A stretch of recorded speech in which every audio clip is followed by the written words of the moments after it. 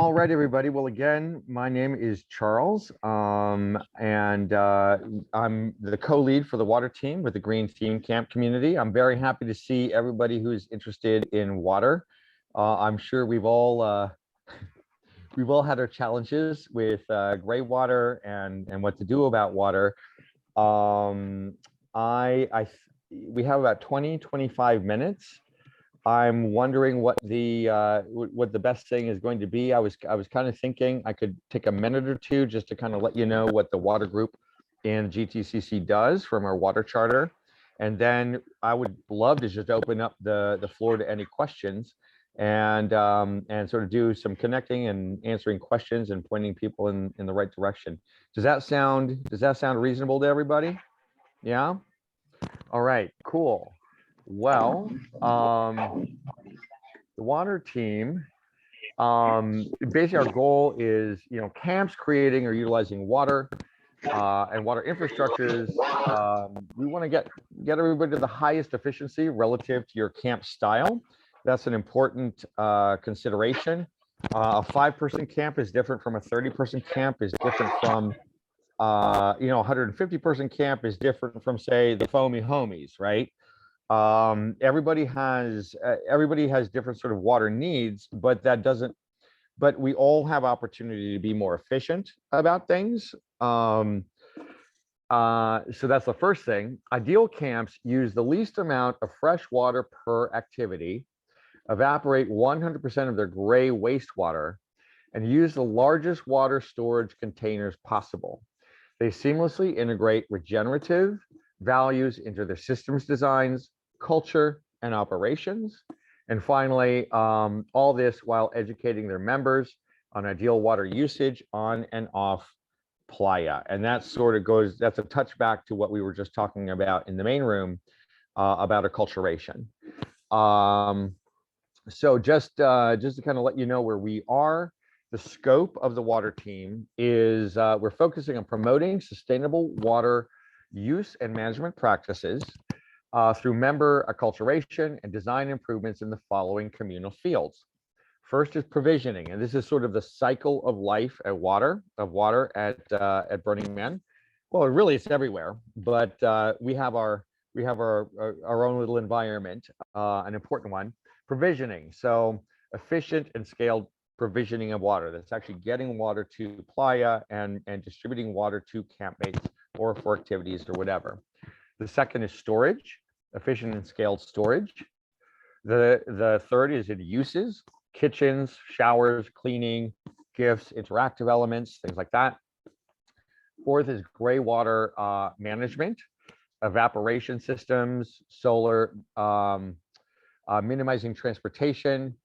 And that's sort of where we are with a scope right now. But in the future, we are looking at water reuse in certain conditions. Like a lot of people will, so for example, we made a big change to our kitchen organization in IMU, and it's all made up, where we have dedicated shift teams to make meals and a kitchen that only the shift people go into to cook the meals for the whole camp.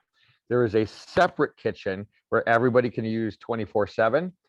But one of the reasons we did that is to make sure that those coolers don't get gross with all the opening up and people sticking their hands in there and whatever.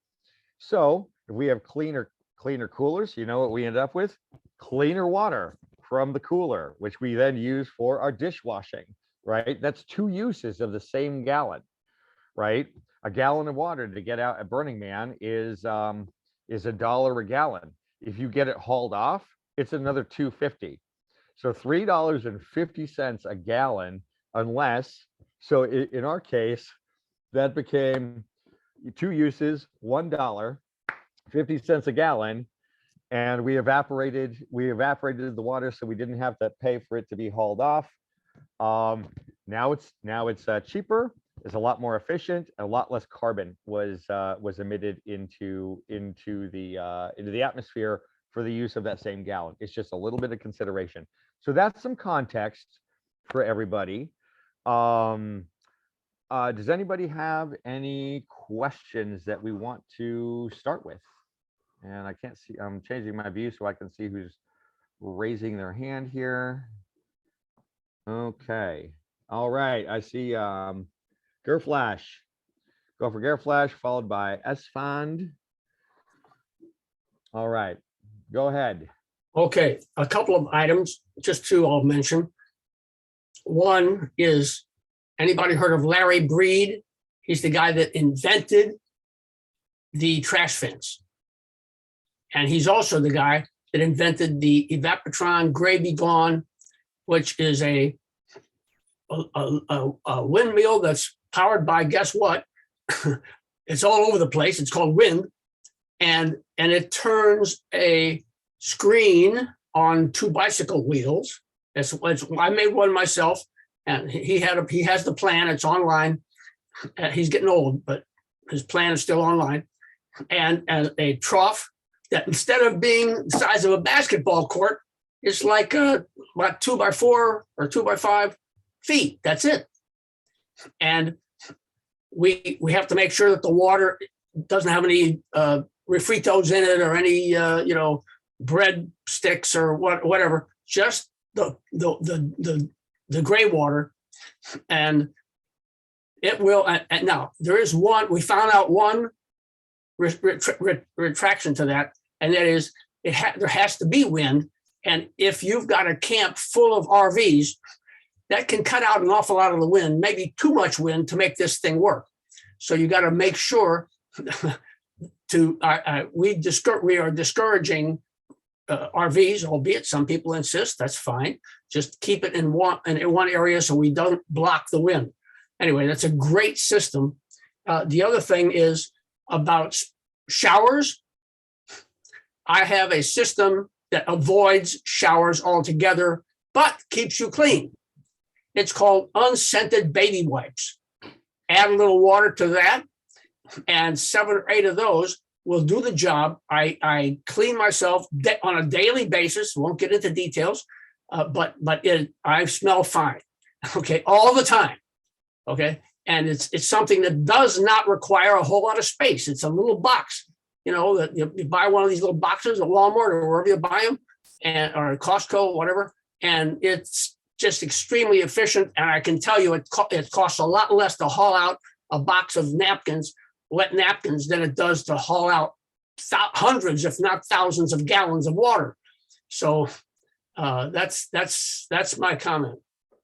All right, those are all great recommendations. That the Evapotron is a real cool idea, and it works as a it will increase evaporation at night, even as you noted, in that evaporation field solution that I posted a link about. Mm-hmm. The main thing, but you hit the nail on the head. The main thing with that is keeping particulates out of the whole thing. And that does take a little bit of consideration. The solution that we have helps with that. And again, a huge thing, I cannot stress this enough, if you can get the evaporation fields elevated off of Playa, that makes a big difference. It's kind of shocking how many people will just like throw their Cheerios or their cigarette butts or whatever into the evaporation fields on the ground. But if you make it out of sight, out of mind, we're just working with all the constraints and the habits of people and whether they understand or not. So that'd be my recommendation. Thank you very much for that, Gerflash. Could I also mention about that Evapotron, and that is, even if the wind blows and gets dust, the Playa dust into the liner, the little trough, it doesn't matter. Whereas if it were just black, that would evaporate faster. But if when you've got a basketball size court thing, that when that is all gray water looking, gray looking instead of clear, that slows that down completely. And this little 2x4 thing will go 10 to 15 gallons a day of gray water. If you need more than one, that's fine, but it's just really, really good. Understood. Thank you for that. S-Fund. Hi, that's fun. Or it's fun It's from fun. That's Campfire. good. Awesome. Thanks for giving me a moment here. And we struggle a lot with gray water. We've gone from prehistoric time of actually packing our gray water ourselves back home and dumping it. Not fun at all. I mean, yeah. Zero So, fun. Zero. But nowadays, we tried actually evaporation, didn't work. We had a pool, we had the turning wheel. The problem we are encountering is more of our camp is very diverse in having different types of fun, and they kind of end up actually, falling into the gray water pool or something like that will happen. It just doesn't work for us. And we have RVs and we have a camp. We have a theme camp that we have to serve people, so it's a little bit tricky for us. Question. How often are people on top of the RVs? On top of RVs? On the roof? On the roof. Never. Good. Put your evaporation fields up there. We put them on top of our containers, and we take away the ladders. The only ladder that goes up there is when you're actually pumping water from the cisterns of the filtered gray water onto the evaporation into the evaporation fields. And that way they're not occupying any space on the ground, your valuable camp space, and no one's going to trip on them. No one's going to fall into the gray water. Talk about no fun, right? It's all fun and games till you splash into a gray water pool. That will ruin your whole day. So I didn't mean to interrupt, but like if you have any vertical space to put these fields, an 8x8, an 8x8 evaporation field, as long as you're only putting like a 1/2 inch to 3/4 of an inch of water, it won't be too much for the roof. Same with like U-Hauls, things like that. So that may be a solution for you. Okay, and then so a combination, because we have a lot of gray water. And one of my questions in the chat was that, hey, we're debating, some people say, hey, there's material waste when you have recyclable plates and stuff to throw away. And some people say, well, there's enough change of energy that you use to evaporate this water and put the evaporation system together and all that. So there's a kind of a debate between these two. Any recommendation, suggestion, or just sharing your experience, anyone would really put a perspective in it. Thank you. First of all, I want to acknowledge that the fact that you're even looking at things from all those different angles means you're really thinking about it.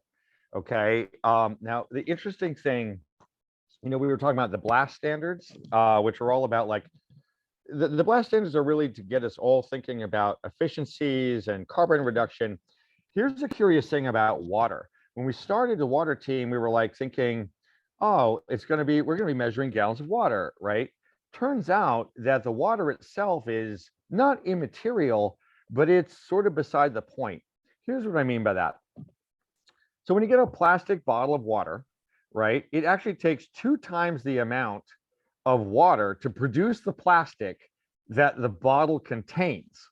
So that's 3 times the amount. So that has to go, and then you have to transport the bottle, right? Like it came from wherever in the country. Then we were transporting it to Playa. That's a lot of freaking carbon right there. So once you start to reveal or pull back the layers on the whole life cycle of how that water ends up at your camp, it's really good. It seems like you're already in the space where you're thinking about that kind of thing.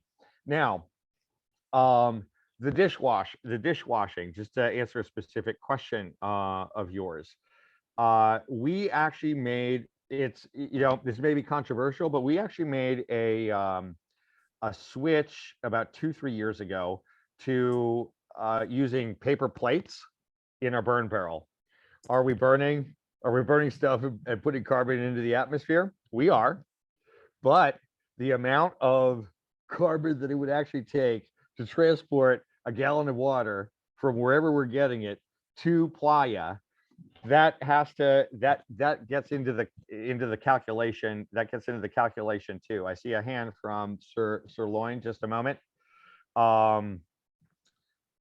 So we do still do dishwashing, but it's really for the pots and pans that we actually need that for. But also, no one's mad about not washing a bunch of dishes, right? No one's ever mad about that.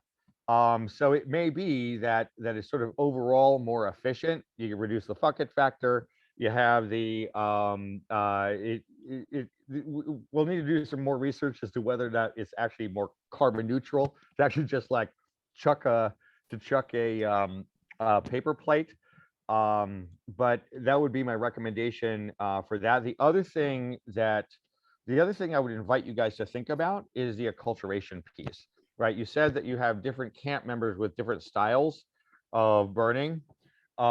Maybe one of those styles is, I want 2 showers a day. And then you have, Mr. Baby Wipes over here. Those are different styles. But what I would recommend is in the acculturation piece, the more that you can put people in direct experience of the asset or the resource that they are using for their whatever style they have, the more they become aware of the impact that they're essentially compelling on everyone else. Because if they have to handle, that's what we did at IMU. If you take a shower, you have to go evaporate your own water, right? We don't say you can't have showers. It's just that it's not somebody else's problem. It's yours, right? And if you have that direct experience of things, it's harder to pretend like water just magically appears in the desert, right? Sirloin, did you have a comment? Yeah, let's see. Can you hear me? Yes. Okay, good. I wanted to just kind of cap on what you talked about dishwashing. We tried the same experiment, except that we had people bring their own plates and their own cutlery, thinking that that was going to really be the way to go in terms of, we used so much water in doing that. And the other thing that we found out was that our hygiene was in question as well, because people were eating off of plates that weren't hygienically clean. So we went to paper and we went to the burn barrel. Yep. And regarding, I saw a comment earlier on a side chat about ice chests. We don't put our ice in bags. We put our food in containers, plastic containers inside of the ice chests, and then put ice around the outside of those plastic containers. So the water coming out when we drain that is clean. It has not touched food. It has not touched a food container. We filter it.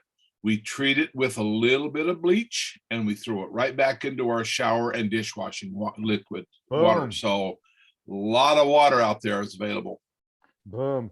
At IMU, one of our kinks is how many times can we reuse the same thing? Yeah. Right. I mean, I think all burners are like that, right? Like if you can reuse a gallon of water 3 times, it's like, whoa, 4 or 5 times. It's like, what the hell is going on? What is this? What is this magic? It's good fun. Great ideas. Thank you, Sirloin. We have Sticky, who has had her hand up for quite some time. I'm sorry, I didn't see Sticky. Go ahead. Yeah, Sticky and then Ginger. Yeah. Thank you for facilitating. Sticky. Awesome. No problem. Okay, so you kind of touched on this a little bit, but I'm curious about the raising of the evap pond. So say it is then now on top of the RV. What are you building to contain that, and how are you getting the water up there? And one additional question, when you start bringing water in larger container in the, like, say we go to say 50 gallons, how are we then getting it to a manageable way to manage it? Great. 2 great questions. So in the forthcoming, well, you'll see what we do in the video. And actually, let me go ahead and share that link again since we're all here. So the first question is, how do you get the water up there? First, when you build those evaporation fields, you're going to lift them empty up to the top of your RV or your whatever, and then you're going to use ratchet straps to make sure it's secure, so it doesn't turn into a sail.